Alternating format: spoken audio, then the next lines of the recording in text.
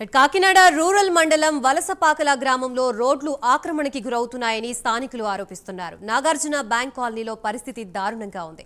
ఎన్నిసార్లు పంచాయతీ అధికారులకి మొరపెట్టుకున్నప్పటికీ ఫలితం శూన్యం. స్థానికులు అనేక ఇబ్బందులకి గురవుతున్నారు. ఇళ్లలో మురుగు బయటికి వెళ్లే పరిస్థితి లేకుండా పోయింది. డ్రైనేజీలు కూడా కబ్జా చేస్తున్నారు. మురికి నీరు వల్ల దోమలు వచ్చి చేరుతున్నాయి. దీంతో మలేరియా, టైఫాయిడ్, డెంగ్యూ లాంటి విష జ్వరాల బారిన పడుతున్నారు ప్రజలు. స్థానికులు అనేక సార్లు పంచాయతీ సెక్రటరీకి కంప్లైంట్ చేసిన పట్టించుకోవట్లేదని విమర్శలు వ్యక్తమవుతున్నాయి. ప్రస్తుతం ఇదే అంశానికి సంబంధించి మనకి పూర్తి సమాచారం అందించడానికి మా ప్రతినిధి కామేశ్వరరావు సిద్ధంగా ఉన్నారు. కామేశ్వరరావు, చెప్పండి.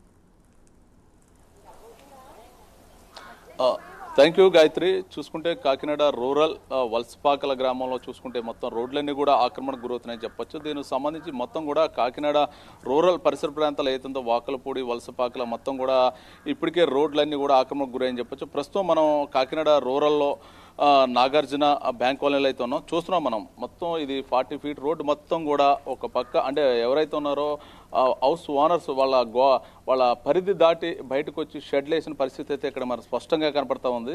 ప్రస్తుతం వాళ్ళ యొక్క ఏదైతే ఉందో వాళ్ళ గోడను దాటి ఎదరికొచ్చి షెడ్లు వేసి వాళ్ళ కార్లు పెడుతున్నారు. ఇటుపక్క చూస్తే మాత్రం ఇల్లు దాటి వచ్చే మాత్రం చిన్న ఫినిషింగ్ వేసి వాళ్ళ యొక్క గార్డెన్లు అయితే మాత్రం రోడ్డు మీదకి వచ్చేసారు. మొత్తం టోటల్గా చూసుకుంటే ఈ 40 ఫీట్ రోడ్డు మొత్తం కూడా 10 ఫీట్ రోడ్డుకి అయితే మాత్రం తీసుకొచ్చారు. ఇక్కడ ఉన్న అధికారులందరూ కూడా మత్తు నిద్రలో ఉన్నట్టయితే స్పష్టంగా ఏదో మనకు తెలుస్తూ ఉంది. ప్రస్తుతం మనం ఇక్కడున్న స్థానికులు ఏదైతే ఉందో ఈ ఇళ్లలో నివసిస్తున్న ప్రజలు వారు వెనక లోపల ఉన్న వారి పరిస్థితి మాత్రం బయటకు రావాలంటే భయానకంగా కనపడుతుంది. ఓ పక్క వారు పిల్లలతో లోపల ఉంటూ వారి యొక్క డైనేజీతోనే చూస్తున్నాం, మనం విజువల్లో చూస్తున్నాం.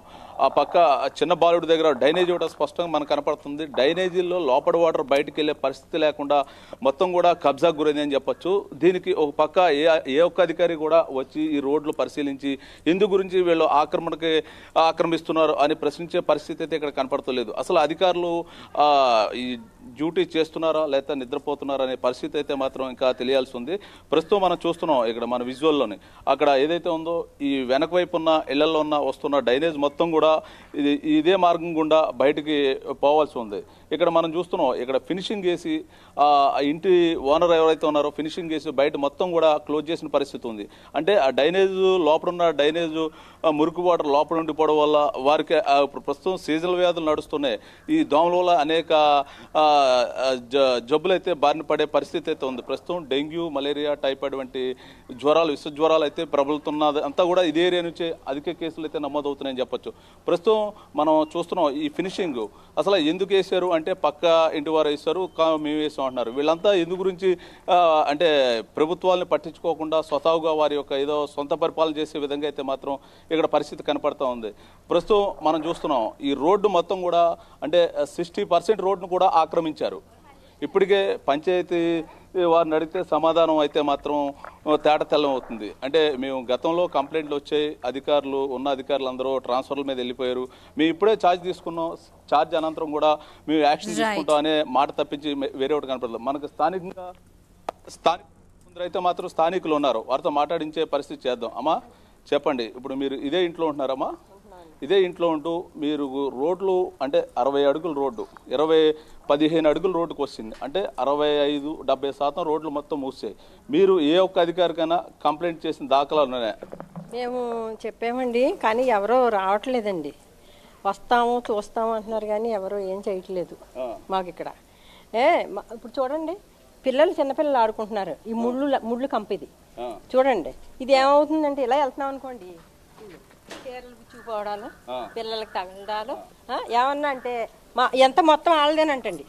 ఏ ఇల్లుంటే వాళ్ళదే, ఈ రోడ్డు కూడా వాళ్ళదే. ఇంకా అలా అయితే మరి మేము కాపురాలు ఎలా చేస్తాం? దాదాపు మేము 14 సంవత్సరాలు అయింది ఇల్లు కొనుక్కుని. ఏ రోజు మేము ఇంకా ఈ పోనీలే అని ఊరుకుంటున్నామండి ప్రతిరోజు. ఈ రోజు కూడా నీళ్లు చివరికి వచ్చేస్తున్నాయండి. చిన్న పిల్లలు ఉంటున్నారు. మరి వాళ్ళందరూ దోమలై కుట్టి ఆ పిల్లల పరిస్థితి ఏంటి ఒకసారి ఆలోచించుకోవాలి కదా మేము కూడా.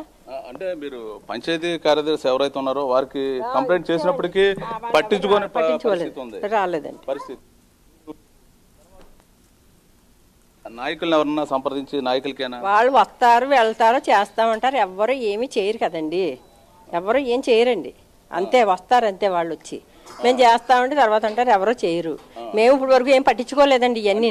అంటే ఎక్కువ అధికంగా ఈ మధ్య వచ్చిన వైరల్ డిసీజెస్ వల్ల ఈ ఏరియా వాళ్ళకి ఎక్కువ నోటిఫై అయింది. అంటే ఈ ఏరియా వాళ్ళ నుంచే డెంగ్యూ, మలేరియా, టైఫాయిడ్ వ్యాపించినట్టయితే కేసులు కూడా అత్యధికంగా ఈ ఏరియా నుంచే ఈ ఏరియా వాళ్ళకి నమోదయ్యాయి. అంటే ఎక్కువ శాతం అంటే ఈ అపరిశుభ్రం, ఈ డ్రైనేజీలు వెళ్ళకపోవడం వల్ల అంటారా? అంతేనండి, ఇంకేముందండి.